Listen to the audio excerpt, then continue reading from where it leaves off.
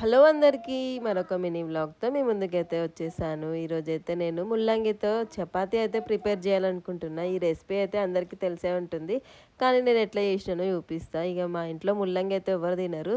కాబట్టి ఏదో విధంగా తినిపియాలనేసి ఈ రెసిపీ అయితే ట్రై చేసిన అనమాట. యూట్యూబ్లో సెర్చ్ చేసి ఇక ముందుగా నేనైతే ముల్లంగిని అయితే మంచిగా తురిమేసుకొని దాంట్లో గోధుమ పిండి అలాగే ఉప్పు, కారం, జీలకర్ర యాడ్ చేసుకున్నా. కావాలంటే కొత్తిమీర కూడా యాడ్ చేసుకోవచ్చు. నా దగ్గర లేదని యాడ్ చేసుకోలేదు.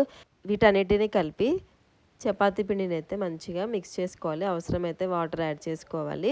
సాధ్యమైనంత అయితే వాటర్ అయితే యాడ్ చేసుకోవద్దు. ఇప్పుడు చపాతీ పిండిని మంచిగా కలుపుకున్న తర్వాత ఒక 5 నిమిషాలు నాననిచ్చిన తర్వాత చపాతీలు అయితే ప్రిపేర్ చేసుకోవాలి. చపాతీలు అయితే చాలా సాఫ్ట్గా వచ్చాయన్నమాట. ఇక నేనైతే దీనికి కాంబినేషన్లో ఆమ్లెట్ అయితే ప్రిపేర్ చేసిన అనమాట. ఇక రెండు కలిపి తింటే టేస్ట్ అయితే సూపర్గా ఉంది. వీడియో నచ్చితే లైక్ చేసి అలాగే సబ్స్క్రైబ్ చేయండి.